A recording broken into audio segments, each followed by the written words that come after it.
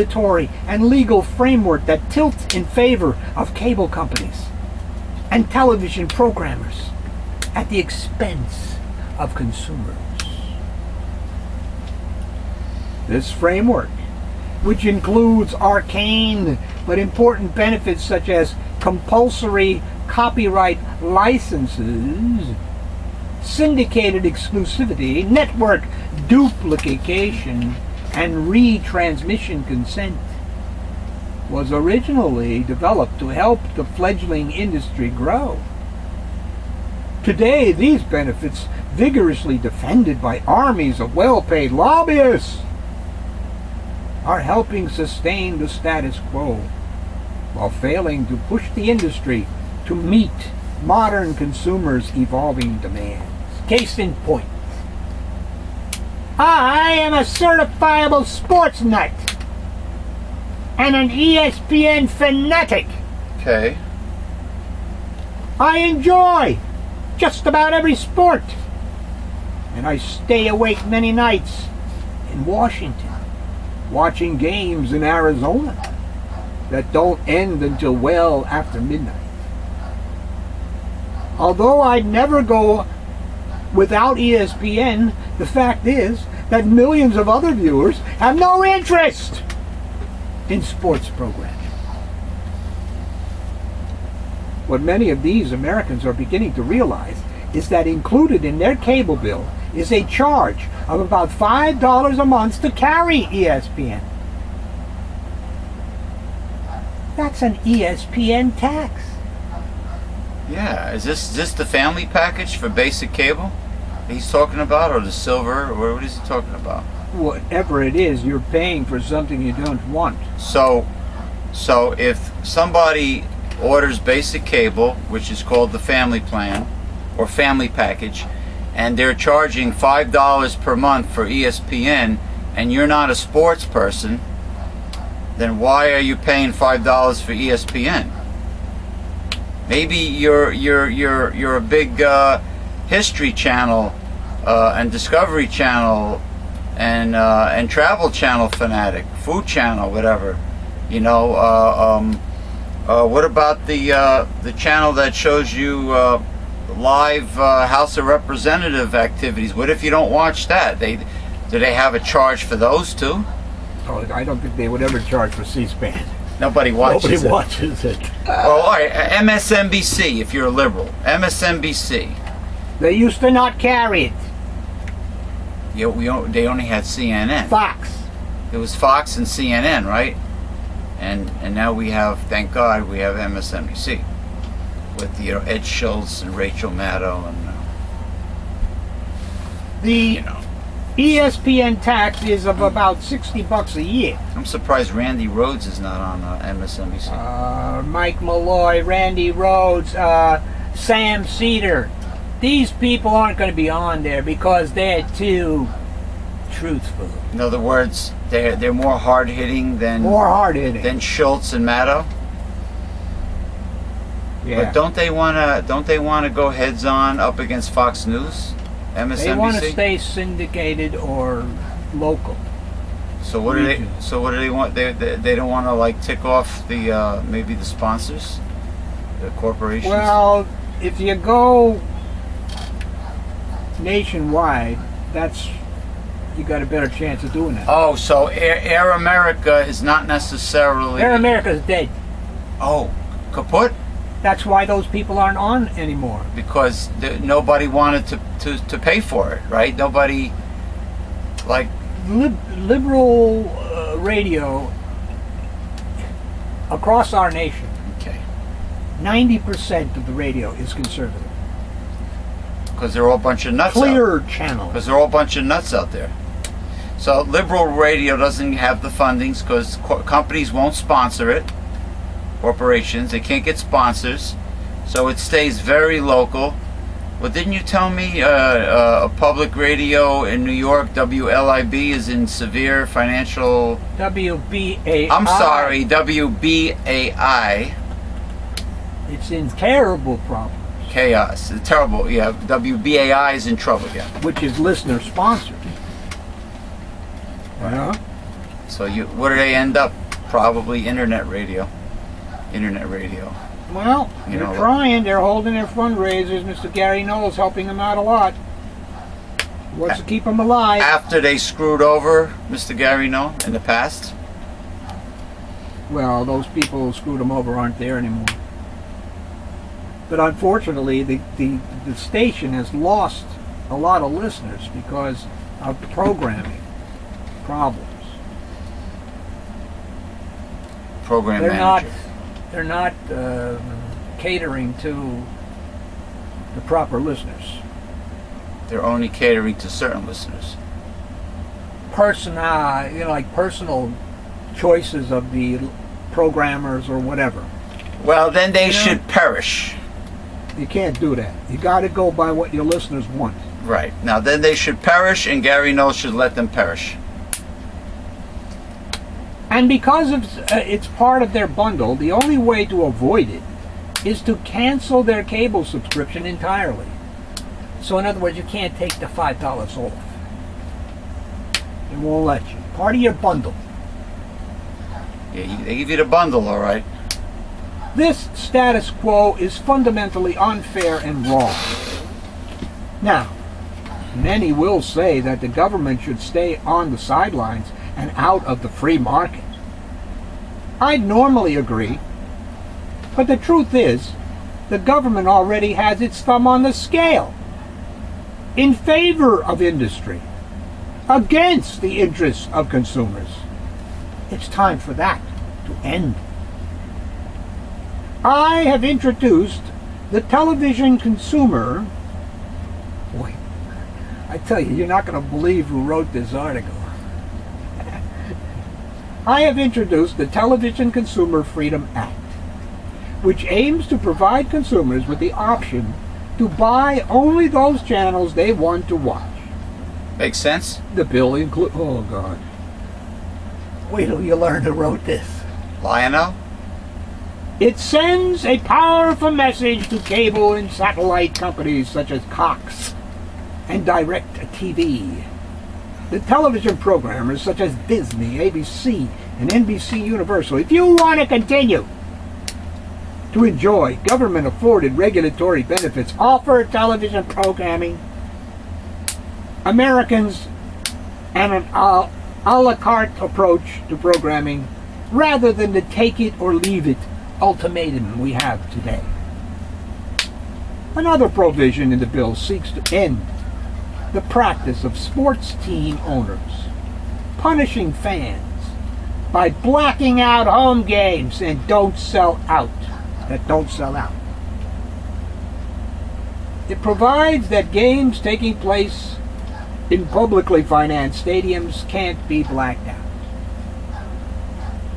The reaction to my proposal could be a case study of the trouble that common sense ideas too often face in Washington. Consumer groups, everyday citizens, roundly support it. If it were up to my Twitter followers, this bill would already be the law. But entrenched interests, including the cable and television programming companies, whose bottom lines may be affected by any effort to empower consumers, have made it clear they are girding for a fight. They are firing up their legions of lobbyists and preparing public relations campaigns to convince Congress of the remarkable value of the bundles they force on their subscribers. This is an uphill battle, but I'm sure that the market will ultimately find a way to meet consumer demand.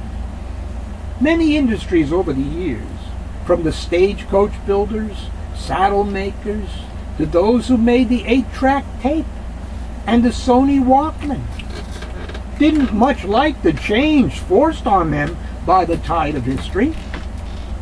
Sooner or later, companies standing in the way today will face a similar choice: meet consumers' demands or become obsolete.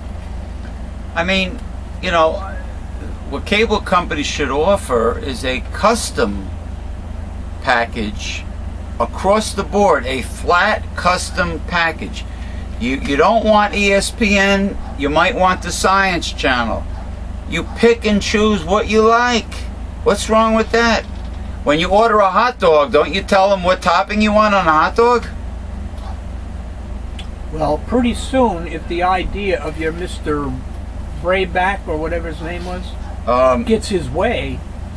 Nestle's, Yeah, if he ever gets his way, well then the hot dog will be owned by the corporation,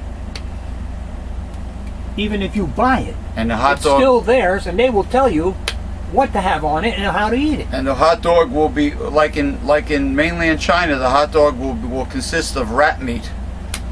Today, 3% of rat shit is allowed in hot dogs. Well, almost 1,000 people and food producers in China were arrested because they were bogusly selling rat meat as beef and pork and lamb. Yeah. And injecting chicken with water to make it heavier.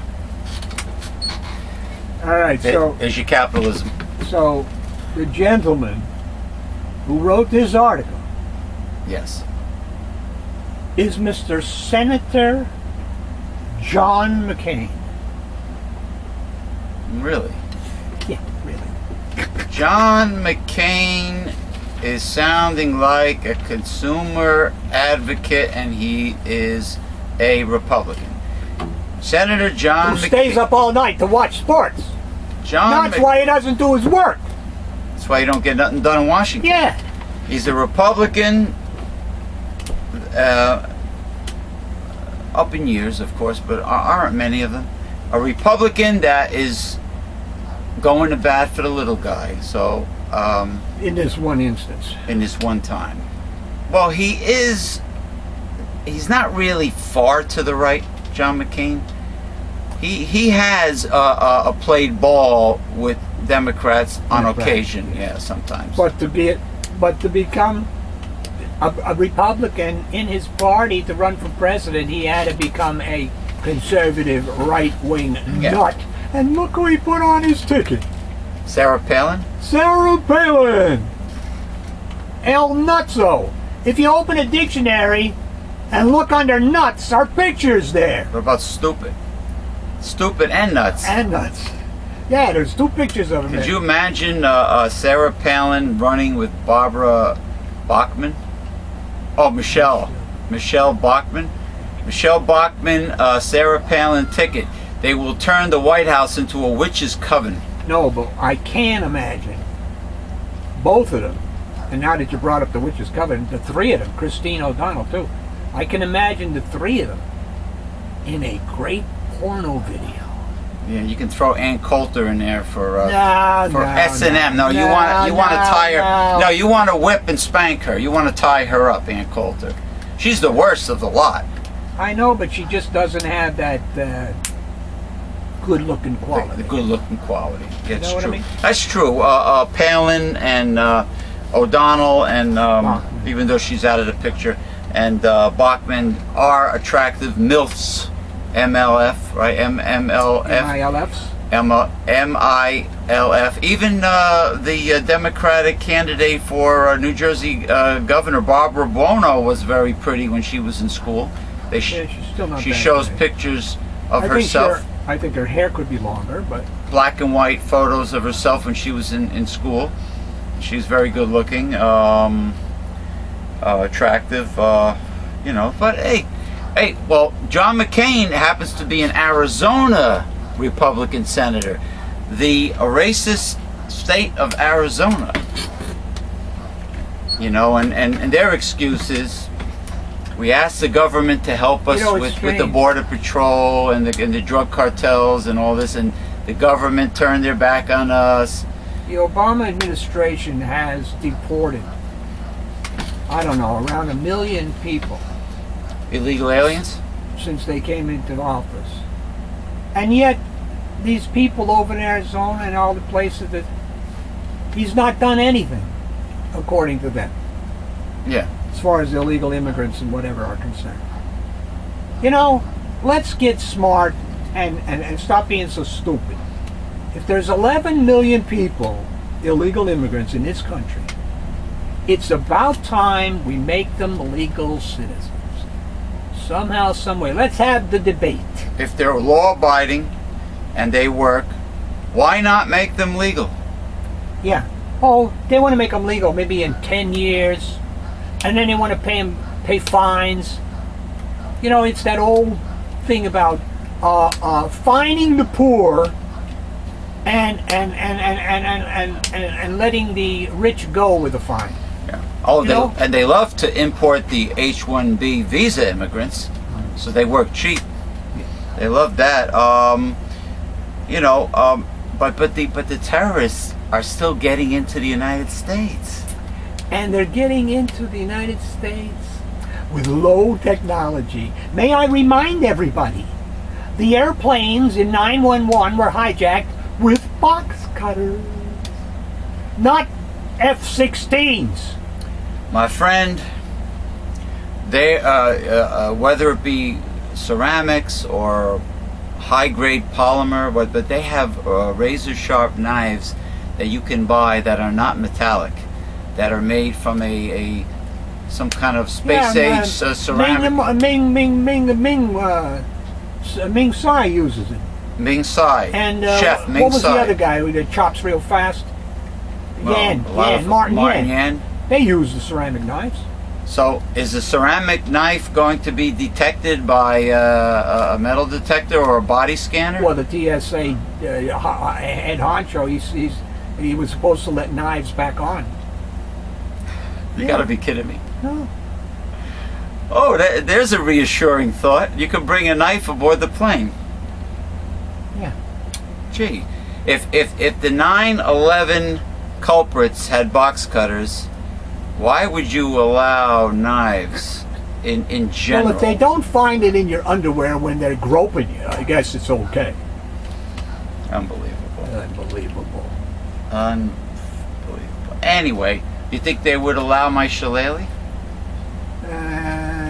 Yeah. If it's in the luggage. Tell them it's a tree limb. I'm a branch manager. There you go. Bring it then. My life stream. Billy, I gotta find a better way to prop up Billy Jr. This is not working. My life stream is to be a branch manager as a tree cutting company, right? Oh man. Anyway, thank you. I think you're out on a limb. I think I'm out on a limb. Thank you very much, William H. Morrow the third. It was nice hearing from you. William H. Morrow the third, for not calling in like you said you were. I'm pissed at him. Anyway, thank you for joining us for this week's Progressive Discussions. We'll see you next time. I hear something ticking, like clicking or banging up against the door. I bet it's. Yeah, I bet there's something on the other side that wants to come in. Steve, maybe. Who the hell knows? Say hello to these people. Hello, So long, people. Say hello. No, say so long to these jabronis. Bye. So long, jabronis.